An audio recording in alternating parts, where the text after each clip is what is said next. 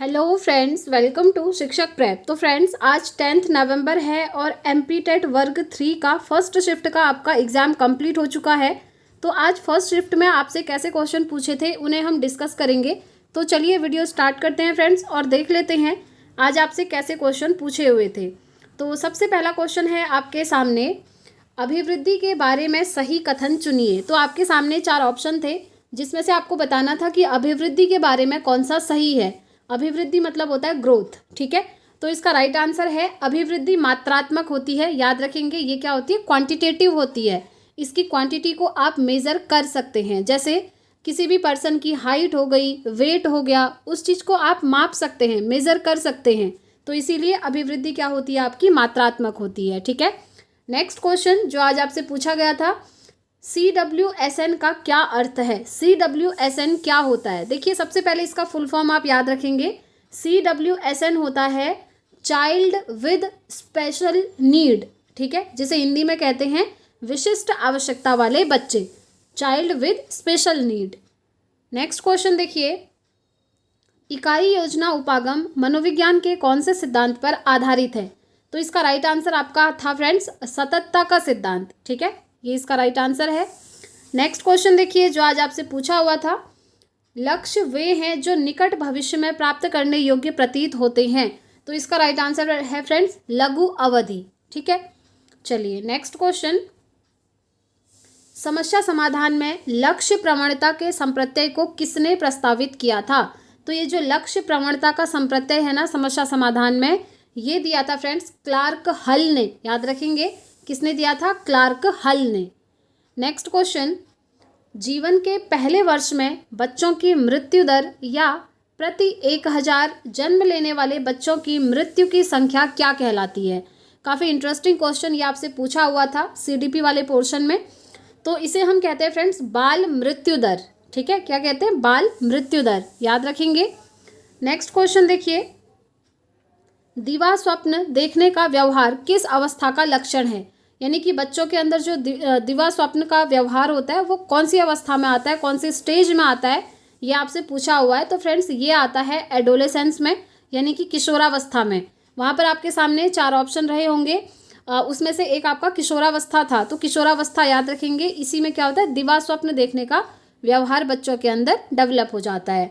Next question, सीखने के क्रम में क्या क्या शामिल है। अब देखिए क्वेश्चन क्या पूछा था, सीखने के क्रम में क्या चीज़ें शामिल हैं। ये तीनों आपको ध्यान रखना है, ये तीनों आपके सीखने में शामिल होते हैं।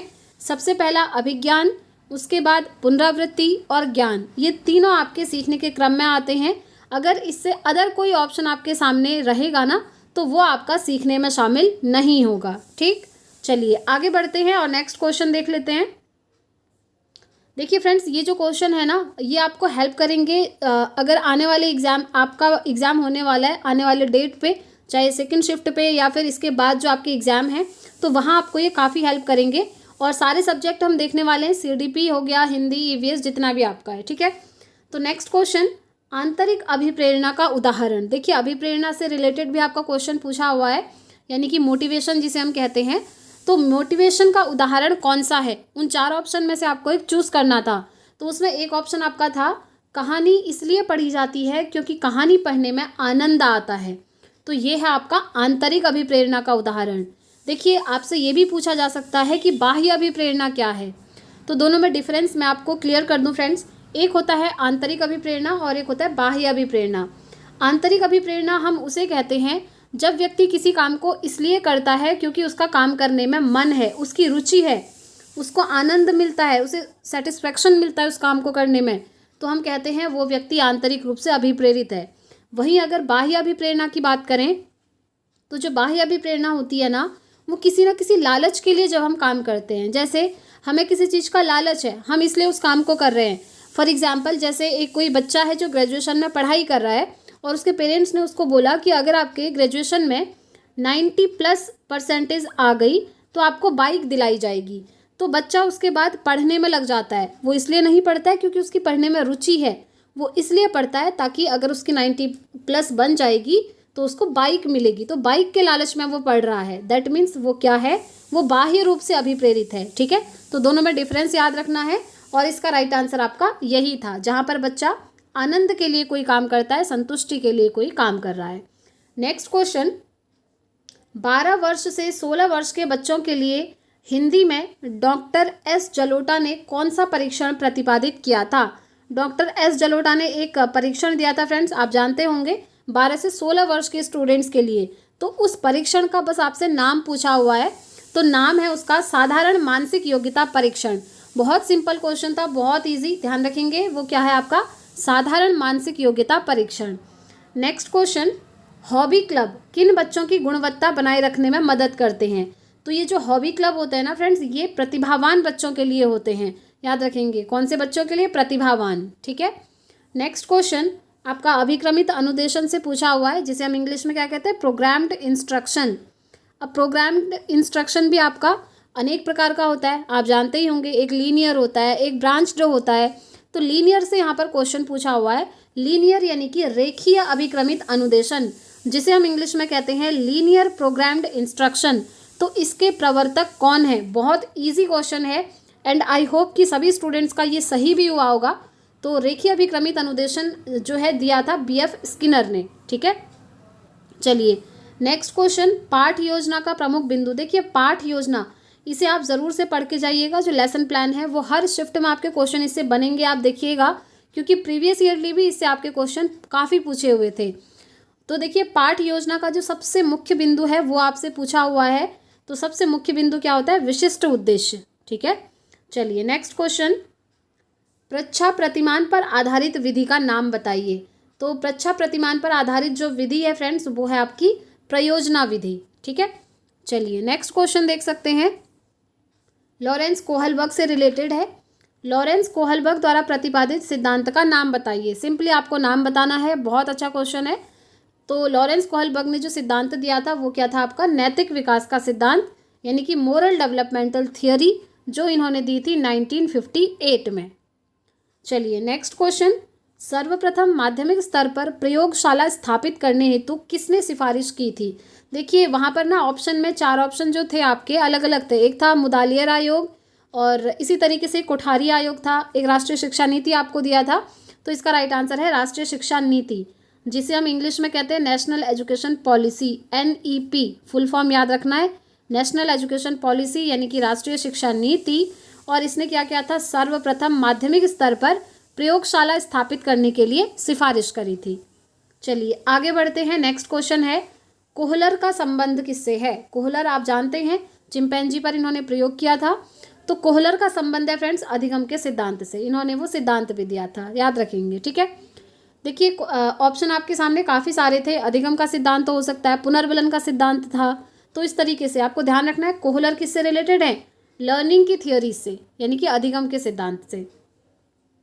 नेक्स्ट क्वेश्चन जो कि जीन पियाजे से रिलेटेड है, जीन पियाजे द्वारा दिए गए विकास के चरणों का क्रम आपसे पूछा हुआ था, और ये क्रम याद करने की ट्रिक आप याद रखेंगे SPCF। बस यही सीक्वेंस है जो कि जीन पियाजे ने डेवलपमेंट के 4 चरण बताए थे, स्टेजेस बताई थी, ठीक है। SPCF, S मतलब होता है सेंसरी मोटर स्टेज, जिसे हम हिंदी में कहते हैं संवेदी प्रेरक अवस्था। P होता है प्री ऑपरेशनल स्टेज, जिसे हम हिंदी में कहते हैं पूर्व संक्रियात्मक अवस्था। C होता है कॉन्क्रीट ऑपरेशनल स्टेज, जिसे हिंदी में कहा जाता है मूर्त संक्रियात्मक अवस्था। और F होता है फॉर्मल ऑपरेशनल स्टेज, जिसे हम हिंदी में कहते हैं अमूर्त संक्रियात्मक की अवस्था। बस आपको ये सीक्वेंस याद रखना है, आपका काम बन जाएगा। तो ये क्वेश्चन आज आपसे पूछा हुआ था, इसका राइट आंसर आप देख सकते हैं, यही सीक्वेंस है, ये ट्रिक आप ज़रूर याद कर लीजिए। नेक्स्ट क्वेश्चन, कौन सी शिक्षण विधि में मातृभाषा का प्रयोग नहीं किया जाता? देखिए मातृभाषा आप जानते हैं बहुत इंपॉर्टेंट है। NEP 2020 एंड NCF 2005 ये कहते हैं कि मातृभाषा में प्रयोग करने का अवसर दीजिए बच्चों को।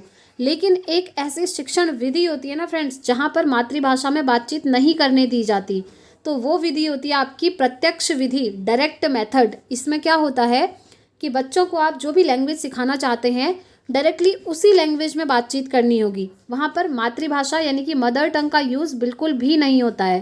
ये मदर टंग क्या होती है?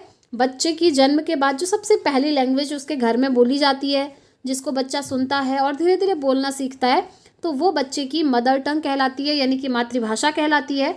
और उसी को हम बच्चे की फर्स्ट लैंग्वेज भी कहते हैं, ये भी नोट डाउन कर लीजिए। उसी को हम क्या कहते हैं? बच्चे की फर्स्ट लैंग्वेज।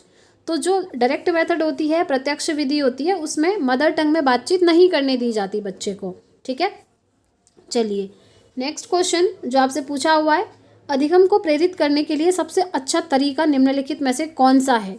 तो देखिए, अधिगम को प्रेरित करने के लिए सबसे अच्छा तरीका उनमें से है आपका मिलजुल कर कार्य करने की प्रवृत्ति। बच्चों को ये सिखाया जाता है कि आपस में मिलजुल कर वो काम करें।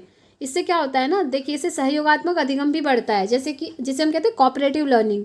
इसमें क्या होता है, जैसे सभी बच्चों, ऐसा कभी नहीं होता कि सभी बच्चों के सारे सब्जेक्ट एकदम स्ट्रांग होंगे। जैसे आप भी अभी एमपीटेट की आप प्रिपरेशन करी होगी आपने, अब ज़रूरी नहीं है कि आप में से सभी स्टूडेंट्स के सारे सब्जेक्ट एकदम स्ट्रांग होंगे। मोस्टली यही होता है कि 2 से 3 सब्जेक्ट हर किसी के स्ट्रांग होते हैं और 1-2 सब्जेक्ट थोड़ा वीक होता है। तो ऐसी कंडीशन में क्या होता है ना, जिस बच्चे का जो सब्जेक्ट स्ट्रांग होता है वो दूसरे बच्चे को पढ़ाता है, और दूसरे बच्चे का जो स्ट्रांग होगा वो इस बच्चे को पढ़ा देगा। तो इस तरीके से कोऑपरेटिव लर्निंग को भी बढ़ावा दिया जाता है। तो देखिए, मिलजुल कर कार्य करना उसी से रिलेटेड है। ठीक है, नेक्स्ट क्वेश्चन जो आपसे पूछा हुआ था, प्राथमिक स्तर पर हिंदी की पाठ्यपुस्तक में किस प्रकार के चित्र होने चाहिए? तो हिंदी की पुस्तक में कैसे चित्र होने चाहिए? प्राथमिक स्तर की बात हो रही है, प्राथमिक स्तर यानी कि 1 to 5 में। तो आप जानते हैं प्राइमरी लेवल पर जो बुक्स में चित्र होते हैं बच्चे के, वो आकर्षक होने चाहिए और रुचिपूर्ण होने चाहिए, जिससे कि बच्चा अट्रैक्ट हो बुक की तरफ और उसकी रुचि उत्पन्न हो उसे पढ़ने के लिए। ठीक है, इंटरेस्ट आना चाहिए बच्चे को।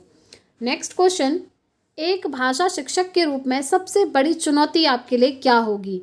तो देखिए, अगर आप भाषा शिक्षक हैं तो सबसे बड़ी चुनौती, इसका राइट आंसर है आपका बहुभाषिक कक्षा के शिक्षण के लिए उचित रणनीतियाँ तय करना। आप जानते हैं फ्रेंड्स, इंडिया क्या है, एक मल्टीलिंगुअल कंट्री है, यहाँ पर अनेक भाषाएं बोली जाती हैं। तो एक कक्षा के अंदर अनेक भाषाएं बोलने वाले बच्चे आते हैं, उस कक्षा को हम कहते हैं बहुभाषिक कक्षा। ठीक है, तो ऐसी क्लासरूम के लिए किस तरीके से टीचर पढ़ाएंगे, उसकी रणनीतियाँ क्या होंगी, स्ट्रेटजीज कौन सी यूज़ करनी होंगी, इसको तय करना क्या होता है, एक चुनौती होती है भाषा के शिक्षक के लिए। ठीक है, चलिए नेक्स्ट क्वेश्चन, पढ़ने का प्रारंभ होना चाहिए। आपके सामने 4 ऑप्शन थे, पढ़ने का प्रारंभ किस चीज़ से होना चाहिए? तो राइट आंसर था उनमें से आपका अर्थपूर्ण सामग्री से होना चाहिए। ठीक है, पढ़ने का प्रारंभ। नेक्स्ट आता है फ्रेंड्स, क्वेश्चन है आपका सीसीई का पूरा नाम। देखिए, सीसीई बहुत अपने आप में इम्पॉर्टेंट टॉपिक भी है और इसका फुल फॉर्म आपको पता होना चाहिए। इसका फुल फॉर्म होता है कॉन्टिन्यूअस एंड कॉम्प्रिहेंसिव इवैल्यूएशन, यानी कि सतत एवं व्यापक मूल्यांकन। चलिए आंसर देख लेते हैं, ये रहा आंसर, सतत एवं व्यापक मूल्यांकन। ठीक है, यानी कि कॉन्टिन्यूअस एंड कॉम्प्रिहेंसिव इवैल्यूएशन। यहाँ पर क्या होता है ना, बच्चे का सतत रूप से कंटिन्यू बच्चे का मूल्यांकन किया जाता है और व्यापक तरीके से, व्यापक क्या होता है, ब्रॉड तरीके से, यानी कि मूल्यांकन के बहुत सारे तरीके अपनाए जाते हैं। जैसे पेन पेपर टेस्ट हो गया, स्पोर्ट्स वगैरह हो गया, वहाँ मूल्यांकन होता है। जैसे डिबेट कंपटीशन है, कोई ग्रुप एक्टिविटी बच्चे को दे दी, वहाँ पर बच्चे का मूल्यांकन होता है। तो मूल्यांकन के बहुत सारे वेज होते हैं, इसी को हम कहते हैं क्या, कॉम्प्रिहेंसिव इवैल्यूएशन, यानी कि व्यापक मूल्यांकन। ठीक है, तो ये आपको डिटेल में भी मैंने समझा दी है और आपको ये फुल फॉर्म भी याद रखना है। चलिए नेक्स्ट क्वेश्चन जो आपसे पूछा हुआ है, बच्चों के मूल्यांकन का निम्नलिखित में से सबसे उपयुक्त तरीका कौन सा है? देखिए, वैसे तो मूल्यांकन बहुत सारे तरीके से हो सकता है, लेकिन आपसे ये पूछा था कि सबसे उपयुक्त तरीका कौन सा है, तो उसमें से आपका राइट आंसर है पोर्टफोलियो। पोर्टफोलियो के माध्यम से आप बच्चे का बहुत अच्छे से मूल्यांकन कर सकते हैं, बेस्ट तरीके से। अब ये पोर्टफोलियो होता क्या है? तो देखिए, पोर्टफोलियो एक डॉक्यूमेंट होता है, आप कह सकते हैं हिंदी में कि ये एक दस्तावेज होता है जो हर बच्चे का अलग अलग बनता है। उसमें क्या होता है कि बच्चे की सारी एक्टिविटीज़ नोट डाउन करी जाती हैं। जब बच्चा स्कूल में एंटर करता है, वो किस तरीके से आ रहा है, वो टीचर्स के साथ किस तरीके से बिहेव कर रहा है, वो अपने क्लासमेट्स के साथ कैसे बातचीत कर रहा है, किस तरीके से उठता है, बैठता है, एक्टिविटीज़ करता है, किस चीज़ में उसका इंटरेस्ट है, पढ़ाई में कैसा है, A to Z सारी चीज़ें उस डॉक्यूमेंट में जो है नोट करी जाती हैं और ये हर बच्चे का अलग अलग होता है। अब आप खुद सोचिए, जब हर एक बच्चे की अलग अलग डॉक्यूमेंट की एक फ़ाइल बन जाएगी तो उससे आप ये अनुमान लगा सकते हैं कि ये बच्चा किस तरीके का है, फ्यूचर में जाकर ये क्या करेगा, कौन सी डायरेक्शन में जाएगा, ये भी आप गैस कर सकते हैं। ठीक है, तो ये क्या होता है, पोर्टफोलियो एक डॉक्यूमेंट होता है, इसकी हेल्प से आप बच्चे का क्या करेंगे, मूल्यांकन करेंगे। चलिए नेक्स्ट क्वेश्चन देखिए, जब अध्यापक बोलते हैं और छात्र उसे लिखते हैं तो उसे क्या कहा जाता है? देखिए आपके सामने ऑप्शन क्या थे, एक था सुलेख, एक था आपका श्रुतलेख, इस तरीके से 4 ऑप्शन थे। काफ़ी सारे स्टूडेंट्स कंफ्यूज भी हो सकते हैं, उसे सुलेख भी मान सकते हैं, लेकिन ये सुलेख नहीं होता है।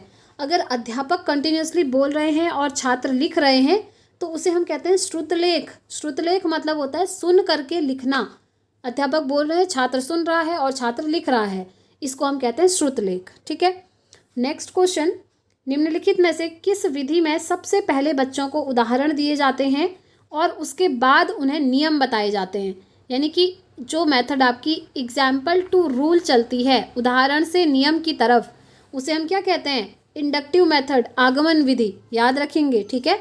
और अगर जस्ट इसका अपोजिट आपसे पूछ लिया जाए कि किस विधि में सबसे पहले बच्चों को नियम बताए जाते हैं, यानी कि रूल बताए जाते हैं, और उसके बाद उदाहरण दिए जाते हैं, यानी कि उसके बाद एग्जाम्पल दिए जाते हैं, तो अगर रूल टू एग्जाम्पल आपसे पूछा जाए तो आप कहेंगे वो होती है आपकी निगमन विधि, और यहाँ पर आपका एग्जाम्पल टू रूल पूछा है तो ये हो जाएगी आपकी आगमन विधि। ठीक है। आई होप आपके डाउट सारे क्लियर हो गए होंगे। आगे बढ़ते हैं, नेक्स्ट क्वेश्चन जो आपसे पूछा हुआ है, देखिए शिक्षा के उद्देश्यों के वर्गीकरण में कौन कौन से पक्ष आपके शामिल हैं? तो देखिए 3 पक्ष आपके शामिल हैं, एक है ज्ञानात्मक, एक है भावात्मक और एक है क्रियात्मक। अब इसको याद करने की ट्रिक भी मैंने आप लोगों को बता दी है, कैप, CAP। सी मतलब होता है कॉग्निटिव आस्पेक्ट यानी कि ज्ञानात्मक पक्ष, ए होता है अफेक्टिव आस्पेक्ट यानी कि भावात्मक पक्ष, और पी होता है साइकोमोटर आस्पेक्ट यानी कि क्रियात्मक पक्ष। तो शिक्षा के उद्देश्य में ये तीनों पक्ष आपके शामिल हैं, और ये किसने दिया था अगर पूछा जाए तो आप कहेंगे ये दिया था ब्लूम ने। ब्लूम की जो टैक्सोनॉमी है उसके अंदर उन्होंने यही जो है 3 क्या दिए हैं, उद्देश्य दिए हैं शिक्षा के। ठीक है, तो ये आपको याद रखने हैं। नेक्स्ट क्वेश्चन, मातृभाषा की प्रमुख शिक्षण विधि कौन सी है? तो मातृभाषा को आप किस तरीके से सीख सकते हैं ये पूछा हुआ है। तो इसे हम कैसे सीखते हैं? अनुकरण करके सीखते हैं। ठीक है, तो मातृभाषा की प्रमुख शिक्षण विधि कौन सी होगी? अनुकरण विधि होगी। अब देखिए अनुकरण विधि में होता क्या है ना कि बच्चा जो है अनुकरण करके सीखता है। जैसे एक बच्चे का जन्म होता है किसी फैमिली में, फैमिली मेंबर आपस में जिस लैंग्वेज में एक दूसरे से बातचीत करते हैं, बच्चा उसको सुनता है और धीरे धीरे वैसा ही वो बोलना सीखता है। मतलब वो क्या कर रहा है? अनुकरण कर रहा है अपने से बड़ों का, यानी कि नकल कर रहा है, आप कह सकते हैं इमिटेशन कर रहा है। ठीक है, तो अनुकरण विधि के द्वारा ही मातृभाषा को सीखा जाता है। नेक्स्ट क्वेश्चन, दिए गए वाक्यांश के लिए एक शब्द का चयन कीजिए। वाक्यांश दिया है जो संवारा या साफ न किया गया हो, उसे आप क्या कहेंगे? उसे हम कहेंगे अपरिमार्जित। क्या कहेंगे? अपरिमार्जित, जो संवारा या साफ न किया गया हो। नेक्स्ट क्वेश्चन, निराशा में प्रयुक्त संधि का नाम। बहुत अच्छा और इजी क्वेश्चन है। आपका ये शब्द दिया है निराशा, इसमें कौन सी संधि है ये पूछा है। तो देखिए जब आप संधि आपसे पूछा जाए ना, सबसे पहले आपको क्या करना है? संधि विच्छेद करना होता है उस शब्द का। अगर आप निराशा का संधि विच्छेद करेंगे तो ये क्या हो जाएगा? निहि प्लस आशा, निराशा, इस तरीके से होता है संधि विच्छेद। तो ये आप देख रहे हैं नी में क्या लगा है? विसर्ग लगा है, तो बस ये विसर्ग संधि हो गई। इस तरीके से आप आंसर कर सकते हैं। तो इसका राइट आंसर क्या हो जाएगा? विसर्ग संधि। ठीक है, चलिए आगे बढ़ते हैं। नेक्स्ट क्वेश्चन, एक मुहावरा दिया है, उसका अर्थ आपसे पूछा हुआ था। मुहावरा है आगे का पैर पीछे पड़ना। इसका अर्थ होता है फ्रेंड्स विपरीत गति या विपरीत दिशा में पड़ना। ठीक है। नेक्स्ट क्वेश्चन, मतैक्य में कौन सी संधि है? तो देखिए मतैक्य एक शब्द है और इसमें संधि आपकी वृद्धि संधि। नेक्स्ट क्वेश्चन, निम्न में से नवरत्न में कौन सा समास है? आप जानते हैं 6 प्रकार के समास होते हैं, मैंने आपको ट्रिक के साथ याद करवाए थे सारे समास। तो जो नवरत्न है उसमें कौन सा समास है? द्विगु समास होगा। ठीक है, कौन सा होगा? द्विगु समास। इसमें देख रहे हैं ना आप 9 अंक आ रहा है एक, तो ये क्या होगा? आपका द्विगु समास होगा। नेक्स्ट क्वेश्चन, प्रयोगशाला में कार्य करते समय विद्यार्थी किस विधि का प्रयोग करते हैं? तो जब बच्चे प्रयोगशाला में काम कर रहे हैं यानी कि लेबोरेटरी में काम कर रहे हैं तो इसका राइट आंसर होगा आगमन विधि का वो प्रयोग करते हैं। और आगमन विधि क्या होती है? अभी मैंने आपको जस्ट ऊपर बताई थी, जिसमें पहले बच्चों को एग्जाम्पल दिए जाते हैं और उसके बाद उनको रूल बताए जाते हैं। यानी कि प्रयोगशाला में सबसे पहले बच्चों को समझाया जाता है और उसी के बाद उनको वो एक्सपेरिमेंट करने को दिया जाता है। नेक्स्ट क्वेश्चन, साहचर्य विधि में भाषा की आरंभिक शिक्षा प्रदान की जाती है किस तरीके से? खेल के माध्यम से। ठीक है, ये इसका राइट आंसर था।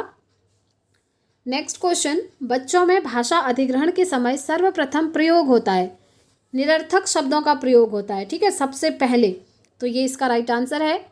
नेक्स्ट क्वेश्चन, भाषा की प्रकृति के संबंध में निम्नलिखित में से कौन सा कथन उचित नहीं है। देखिए बहुत इजी क्वेश्चन आपसे ये पूछा हुआ था।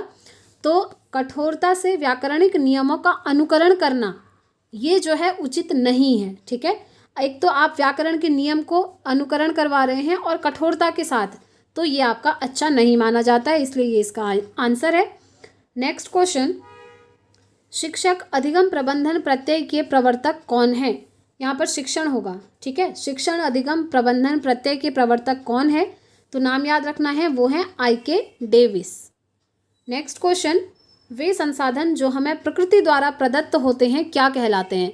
बताइए ऐसे संसाधन जो प्रकृति द्वारा आपको दिए जाते हैं। तो आपके सामने 4 ऑप्शंस रहे होंगे, जिसमें से आपका राइट आंसर क्या था, प्राकृतिक पूंजी अथवा प्राकृतिक संसाधन। ठीक है। नेक्स्ट क्वेश्चन, निम्नलिखित में से एपिसोडिक अम्लीकरण का कारण क्या है। तो एपिसोडिक अम्लीकरण का कारण, इसका राइट आंसर पिघलने वाली बर्फ। नेक्स्ट क्वेश्चन जो आपसे पूछा हुआ था, सौर विकिरण की सबसे महत्वपूर्ण भूमिका कहाँ होती है। आप जानते हैं सौर विकिरण, सोलर एनर्जी, उसकी जो सबसे इंपॉर्टेंट रोल होता है वो वाटर साइकिल में होता है, यानी कि जल चक्र में होता है। ठीक है, तो ये इसका राइट आंसर होगा। नेक्स्ट क्वेश्चन, राष्ट्रीय पर्यावरण अभियांत्रिकी शोध संस्थान कहाँ स्थित है। याद रखना इंपॉर्टेंट है फ्रेंड्स, हो सकता है आपकी शिफ्ट में भी ये क्वेश्चन पूछ लिया जाए। राष्ट्रीय पर्यावरण अभियांत्रिकी शोध संस्थान, तो ये है आपका नागपुर में। नेक्स्ट क्वेश्चन, सतत विकास के लिए निम्नलिखित में से क्या आवश्यक है। तो देखिए इसका राइट आंसर था आपका जैविक विविधता का संरक्षण करना, प्रदूषण का नियंत्रण करना और निर्धनता को कम करना, ये है सतत विकास के लिए इम्पॉर्टेंट। नेक्स्ट क्वेश्चन, पृथ्वी के चारों ओर गैसों के समूह को क्या कहा जाता है। ये बहुत इजी क्वेश्चन पूछा हुआ था फ्रेंड्स, ये क्या होता है आपका वायुमंडल होता है। नेक्स्ट क्वेश्चन है, प्राकृतिक परिवेश में वन्य जीवन के लिए कानूनी तौर पर आरक्षित क्षेत्र क्या कहलाते हैं। जहाँ पर वन्य जीव जंतु वनस्पति सब सुरक्षित रहती हैं, तो वो होते हैं आपके अभयारण्य। ठीक है, तो ये इसका राइट आंसर था। नेक्स्ट क्वेश्चन, संयुक्त राष्ट्र संघ द्वारा पर्यावरण एवं सतत विकास का पहला पृथ्वी शिखर सम्मेलन कहाँ आयोजित किया गया था। तो इसका राइट आंसर है friends Rio de Janeiro Brazil में और 1992 में, याद रखेंगे as it is. Next question, वायुमंडल एटमॉस्फेयर, देखिए एटमॉस्फेयर से रिलेटेड आपसे क्वेश्चन पूछा हुआ है कि एटमॉस्फेयर में कितना % नाइट्रोजन है। मैंने डिटेल में सारी चीज़ें लिख दी हैं, आप याद रखेंगे। एटमॉस्फेयर में आपका नाइट्रोजन होता है 78%, ऑक्सीजन आपका होता है 21%, एंड अगर CO2 कार्बन डाइऑक्साइड की बात की जाए तो 0.038% पाई जाती है। ठीक है, तीनों को याद रख लेंगे। नेक्स्ट क्वेश्चन है, नोबल गैसों में से वह गैस जो वायुमंडल में नहीं पाई जाती। नोबल गैसेस आप जानते हैं, केमिस्ट्री में आपने पढ़ा भी होगा, जिनकी जो वैलेंसी होती है 0 होती है। आउटर मोस्ट सेल जो होते हैं या तो ब्लैंक होंगे या फिर वो फुल फिल्ड होंगे। ठीक है, तो जो नोबल गैसेस होती हैं उनमें क्या होता है, उनमें से कौन सी गैस जो है वायु में नहीं पाई जाती। आप जानते हैं फ्रेंड्स, ऑर्गन जो है वायु में पाई जाती है, लेकिन जो रेडॉन होती है ना, रेडॉन वायु में नहीं पाई जाती।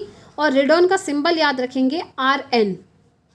ठीक है, चलिए आगे बढ़ते हैं। नेक्स्ट क्वेश्चन, यदि पृथ्वी में पाए जाने वाले पेड़ पौधे वनस्पतियां समाप्त हो जाएं तो कौन सी गैस की कमी होगी। बहुत अच्छा क्वेश्चन है, अगर ये सब समाप्त हो जाएं तो कौन सी गैस की कमी होगी, ऑक्सीजन की। ठीक है, नेक्स्ट क्वेश्चन, कवक का किसी पौधे के जड़ के साथ सहजीवन सिम्बायोसिस क्या कहलाता है। तो इसका राइट आंसर है फ्रेंड्स माइकोराइजा कहलाता है।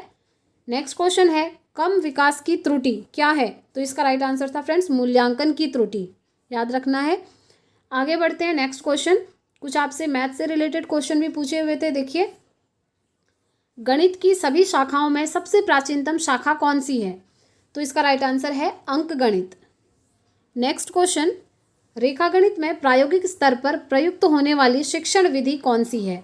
तो वो है फ्रेंड्स आपकी प्रदर्शन विधि, याद रखेंगे कौन सी विधि है, प्रदर्शन विधि। नेक्स्ट क्वेश्चन, निम्नलिखित में से अच्छी मूल्यांकन विधि कौन सी है। तो आपके सामने 4 मूल्यांकन की विधियां थी, उसमें से जो सबसे अच्छी थी वो आपको चूज करनी थी, और इसका राइट आंसर है बालक के व्यवहार में परिवर्तन करने की विधि। ऐसी विधि जिससे आप बच्चे के बिहेवियर में चेंजेस कर सकते हैं। नेक्स्ट क्वेश्चन, विधि का प्रतिस्थापन प्रारंभ में किसके द्वारा अपनाया गया। तो विधि का प्रतिस्थापन जो है आपका पामर के द्वारा अपनाया गया था। नेक्स्ट है एल मोरेनो किस विधि से संबंधित है। बहुत इंपॉर्टेंट क्वेश्चन है फ्रेंड्स, स्टार मार्क कर लीजिए। एल मोरेनो ये है आपकी संबंधित समाजमिति विधि से। ठीक है, कौन सी विधि? समाजमिति विधि। नेक्स्ट क्वेश्चन, निम्नलिखित में से गणित विषय की विशेषताएं कौन सी हैं। तो देखिए मैंने सारी ही विशेषताएं यहाँ पर नोट डाउन कर ली हैं ताकि आपको कन्फ्यूज़न ना हो। तो मैथ्स की जो विशेषताएं हैं, कैरेक्टरिस्टिक्स हैं, वो क्या हैं? सबसे पहले तर्कपूर्णता, उसमें क्या होता है? तर्कपूर्ण होती है वो। परिणाम की निश्चितता, उसमें जो भी आंसर आते हैं वो निश्चित होते हैं, उसमें संभावना नहीं रहती कि ये भी हो सकता है, ये भी हो सकता है। ठीक है। नेक्स्ट है शुद्धता। ये तीनों क्या है? आपकी गणित की विशेषताएं हैं, आपको प्रॉपर इनको ध्यान में रखना है। नेक्स्ट क्वेश्चन, चिंतन, तर्क शक्ति, विश्लेषण की क्षमता बढ़ाने वाला विषय निम्नलिखित में से कौन सा है। सिंपली आप इसका आंसर कर सकते हैं, जिसमें आपका चिंतन, तर्क शक्ति और विश्लेषण बढ़ेगा, इनकी एबिलिटीज़ बढ़ेंगी, वो आपका क्या होगा? मैथमेटिक्स होगा, गणित होगा। ठीक है। तो फ्रेंड्स आज की फर्स्ट शिफ्ट में आपसे जो क्वेश्चन पूछे हुए थे वो हमने कंप्लीट कर लिए। इसके बाद जितने भी आपकी शिफ्ट में एग्जाम होंगे उनको हम एक एक करके करते रहेंगे। वीडियो पसंद आई हो फ्रेंड्स तो प्लीज़ वीडियो को लाइक एंड चैनल को सब्सक्राइब ज़रूर करें, ताकि इसी तरीके से इंपॉर्टेंट वीडियोज़ आपको मिलती रहें। तो इस वीडियो में इतना ही रखते हैं फ्रेंड्स, मिलते हैं नेक्स्ट वीडियो में नेक्स्ट पेपर के एनालिसिस के साथ। Thanks for watching.